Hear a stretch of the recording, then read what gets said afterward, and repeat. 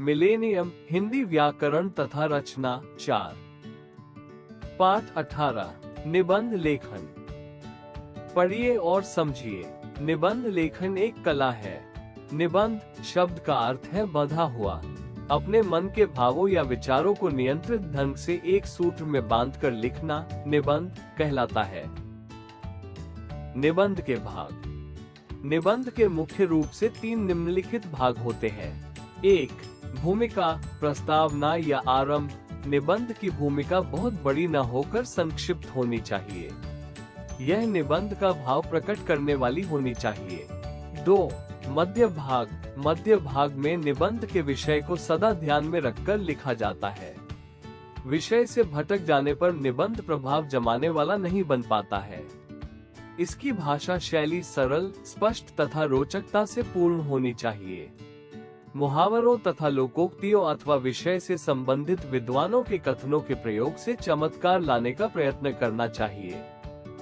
3. उपसंहार। यह निबंध का अंतिम भाग होता है। इसमें निबंध का सार, निष्कर्ष या निचोड़ लिखा जाता है। महात्मा गांधी का जन्म 2 अक्टूबर 1869 को गुजरात के पोरबंदर में हुआ था।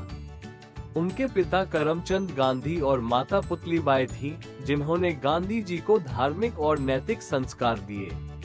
उन्होंने इंग्लैंड से वकालत की पढ़ाई की, दक्षिण अफ्रीका में सत्याग्रह का रास्ता चुना और भारत लौटकर स्वतंत्रता आंदोलन का नेतृत्व किया।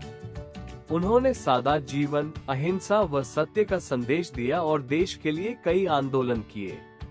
30 जनवरी 1948 को उनकी हत्या हो गई।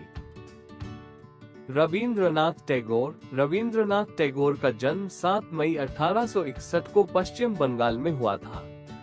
वे देवेंद्रनाथ टैगोर के पुत्र थे और रचनात्मक वातावरण में पले बढ़े। बचपन से ही कवि बने। 11 वर्ष की उम्र में ही तुकबंदियां शुरू कर दी। उन्होंने शांति निकेतन और बाद में विश्व भारती की स्थापना की। गीतांजलि के लिए नोबेल पुरस्कार मिला। टैगोर ने राष्ट्रगान की रचना की और उन्हें विश्व कवि माना गया। उनका निधन 7 अगस्त 1941 को हुआ।